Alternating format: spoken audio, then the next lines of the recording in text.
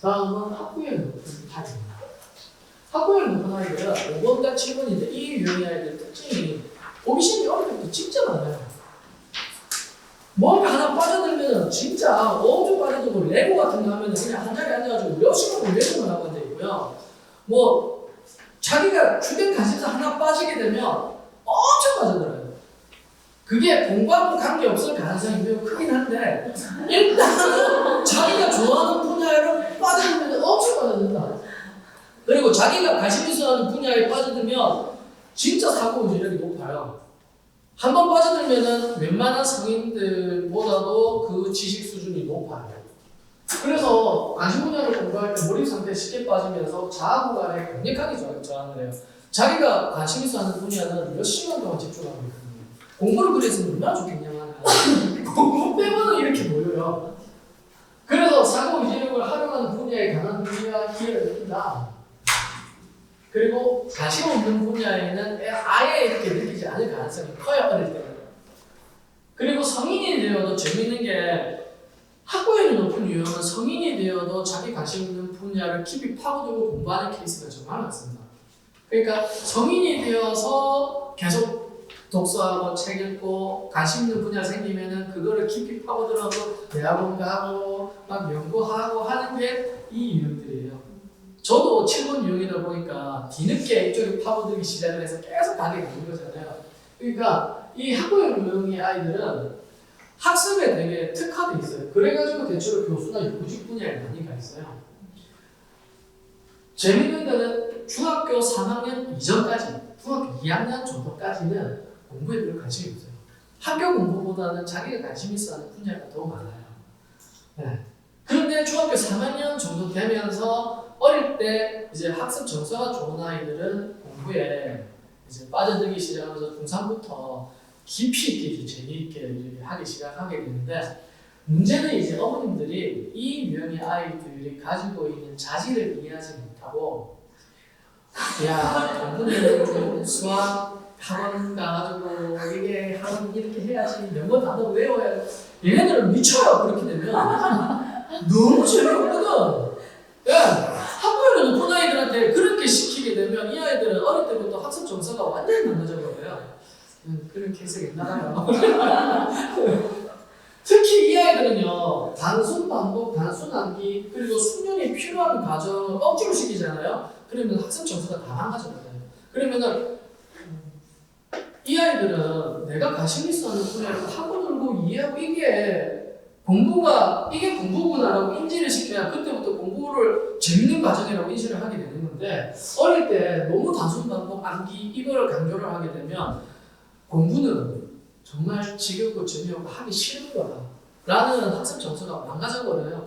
그러면은 이 아이들의 중학교 3학년 정도 되면은 피해요. 하기 싫다고 안 하려고 엄청 빼요. 특히나 7번 유형 같은 경우에는 애들이 엄청 산만하게 느껴져요. 겉으로 볼 때. 특히 7번 같은 경우에는 문제가 뭐냐면 7번 유형을 이제 좀 자세히 들여다보면 이 5번이랑 7번은 이제 이 애니어그램 유형에서 가장 큰 특징이 이 아이들을 움직이게 만드는 동기가 두려움이에요.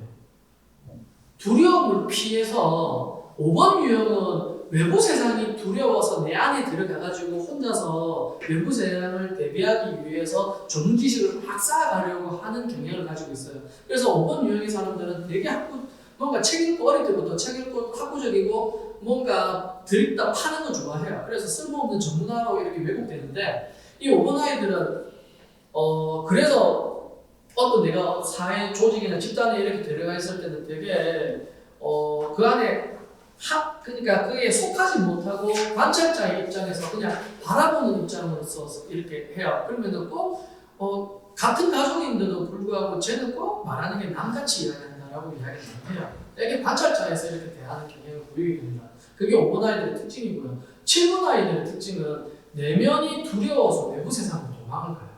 그래서 내면이 두려운 게 되게 많아요. 자기의 허점, 허술한 것들에 대해서 자기도 뭔가가 내가 약한 부분, 문제가 있는 거가 있다라는 걸 자기가 느끼고 있는데 그거를 들여다보기가 무서운 거예요, 아이들이. 그래서 계속 피해요. 그래서 이 아이들한테 너는 뭐가 문제고 이렇게 지적을 하면 애들이 엄청 스트레스 받아요.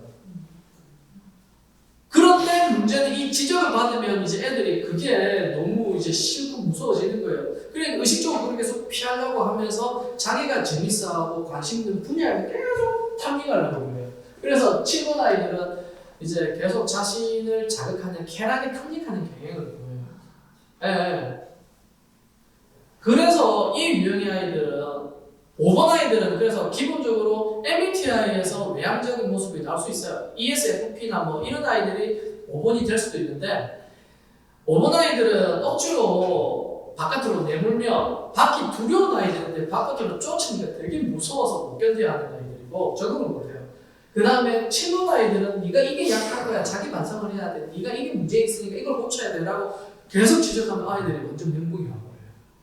그러니까 이 단순 반복 이런 거를 시키게 되잖아요. 5번 아이들은 이 잘하니까 무슨 학원 가서 시험을 치고 경쟁을 하라고 하면 대회 나가라고 하면 5번 아이들은 완전 멘붕이 와버리고요. 7번 아이들은 네가 계산이 이게 약하니까 뭐가 문제야. 넌 이런 걸 해야 돼. 뭐가 해야 돼. 이렇게 지적질하면 7번 아이들 미쳐버리는 거예요. 그냥. 절대 그런 식으로 학구열의 아이들은 뛰어난 능력을 가지고 있음에도 불구하고 부모들이 이 유형의 아이들의 특징을 이해하지 못해가지고 아이들이 공부와 멀어지는 케이스가 정말 많습니다. 그래서 이 두 유형은요, 스토리텔링과 원리와 맥락, 사례, 배경 지식 등에 크게 반응을 해요. 그래서 이 아이들은 공부를 잘하게 만들기 위해서는 중학교 3학년쯤 되면은 학교에서 배우는 과정들 있잖아요. 이거를 스토리텔링으로 암기가 아니라 왜 이렇게 됐는지, 그 원리가 무엇인지, 배경이 무엇인지, 역사적으로 어떤 식으로 이렇게 흘러왔는지 이런 이야기를 막 해주잖아요. 그러면 이 5번이랑 7번들은 그때까지만 해도 그 분야가 내 관심 분야가 아니었다 하더라도 그거를 들으면 너무 재밌어요. 와, 완전 빠져들어요. 그래서 이 두 유형의 특징이 역사를 되게 좋아해요. 역사 이야기를 해주잖아요. 확 빠져들어요. 그래서 이 두 유형은 그러니까 진짜 스토리텔링이 좋은 선생님을 꼭 한번 만나야 돼요. 그래서 그 선생님에 의해서 공부하는 재미를 느끼기 시작하잖아요. 그리고 내가 관심 있는 분야를 파고들기 시작하는 게 예전에는 다른 대외적인 활동이었다가 이제는 책으로 연결이 딱 시작하면서 교과 과목에 연결되기 시작하게 되면 이 아이들은 그때부터 공부에 엄청 관심을 가져요. 네. 그리고 그렇게 한번 빠져들기 시작하게 되면 가지고 있는 이 사고 의지력이 다른 교과 과정에 다 이제 적용하기 시작하면서 급격하게 성적이 치고 올라가는 것으로 보이게 됩니다. 그러니까 쓸데없는 다순 반복에 너무 연연할 필요가 없는 거예요. 이 다순 반복에 이런 것들은 솔직히 구구단 초등학교 3학년, 4학년 때 못해도 중학교 올라가서 금방 다 배워요. 중학교 때 다순 반복 안 됐던 거 중학교 3학년 되면 금방 다 해요.